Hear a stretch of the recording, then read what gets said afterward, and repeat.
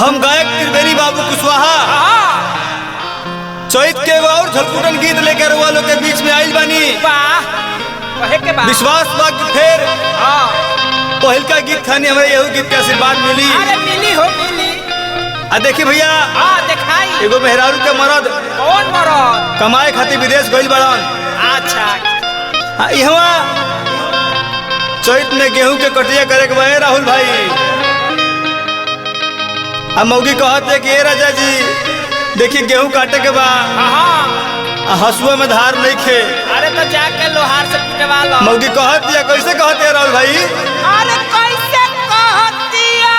ए भीम जी मौगी कहती है का करी हम कहवा जाई बहुत बड़ी पछुआ। करी हम कहवा जाई बहुत बड़ी पछुआ। का करी हम कहवा जाई बहुत बड़ी पछुआ। करी हम कहवा जाई बहुत बड़ी पछुआ।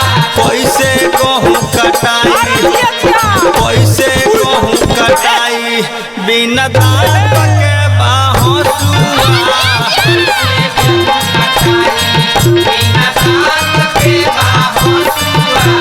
कैसे गहूं कटाई बिना दांत के बाहसुआ।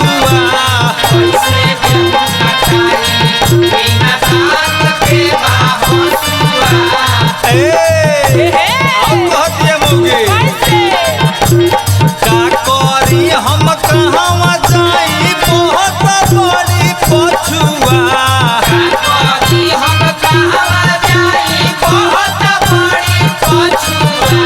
कैसे गहूं कटाई कैसे गहूं कटाई बिना दांत के बाहसुआ।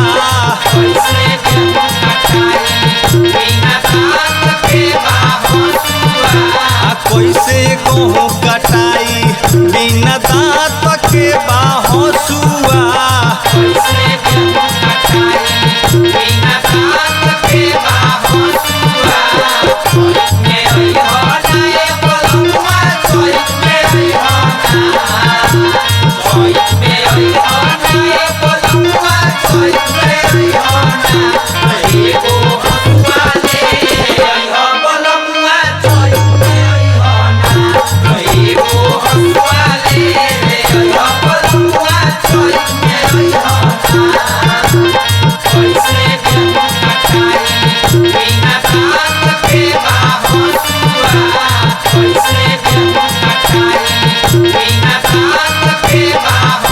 ए बबलू भैया कहतरी गाँव धनौती कटिया बाजार छोड़ के आ दुबई चल गई कमाए कैसे कहतरी? हसुआ के दांत मुआना देवर गिरवला।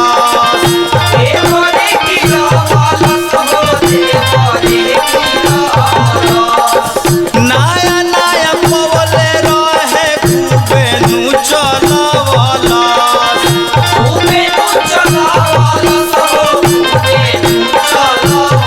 एडी के भैया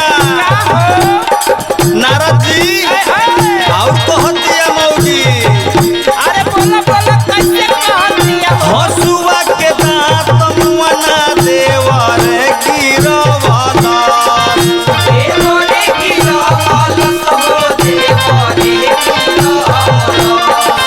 नया नया पवले रहे खूबे नु चलवला।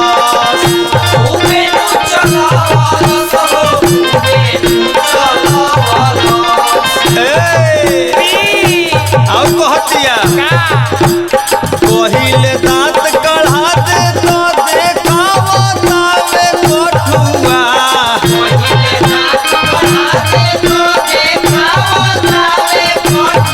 पहिले दांत कढ़ा दे तो देखाव तावे कठुआ। कैसे गेहूं कटाई बिना दांत के बाहसुआ।